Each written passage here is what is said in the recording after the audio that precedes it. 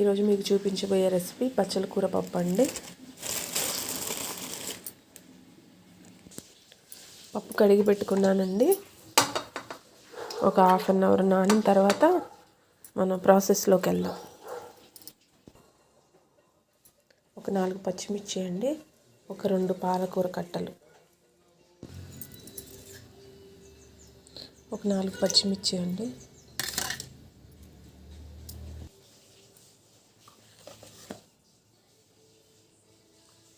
పసుపు కొంచెం, తర్వాత ఒక 2 కట్టలు పాలకూర అండి,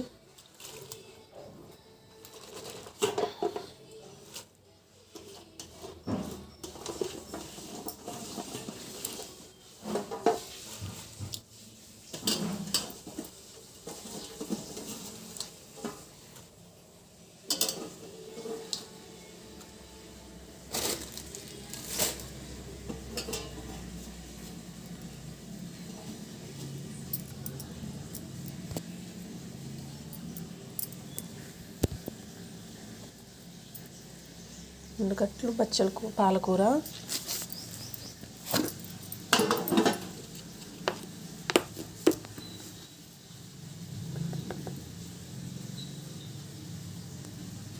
ఒక స్పూన్ కారం, అంటే ఎవరిష్టం వాళ్ళది, కొంచెం తక్కువైనా వేసుకోవచ్చు లేదా కొంచెం ఎక్కువైనా వేసుకోవచ్చు. మాకు సరిపోని నేను ఒక స్పూన్ వేసుకున్నాను.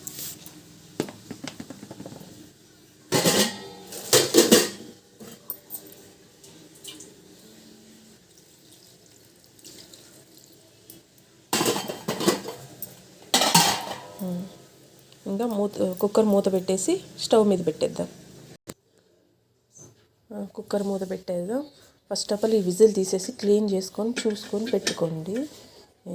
ఒకవేళ అట్లా క్లీన్ చేసుకోకుండా పెట్టుకున్నారంటే బ్లాస్ట్ అయ్యే ప్రమాదం ఉంది. కాబట్టి ఈ విజిల్ తీసేసి క్లీన్ చేసుకొని అప్పుడు మాత్రమే పెట్టుకోండి.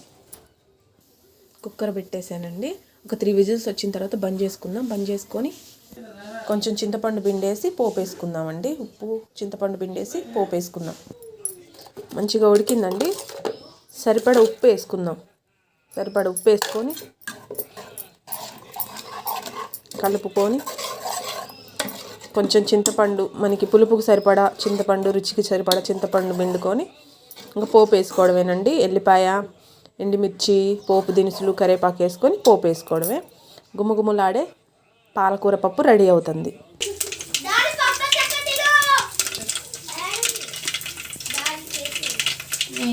పప్పు తాలింపు, పాలకూర పప్పు తాలింపు.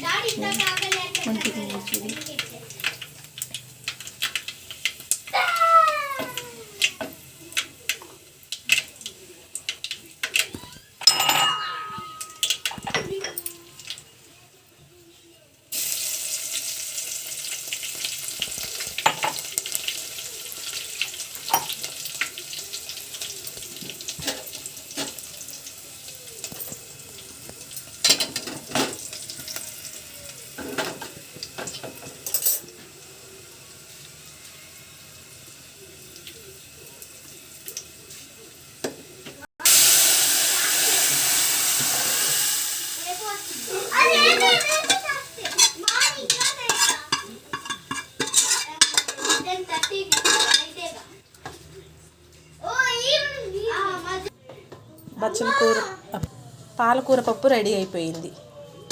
చూసారు ఎంత అందంగా ఉందో.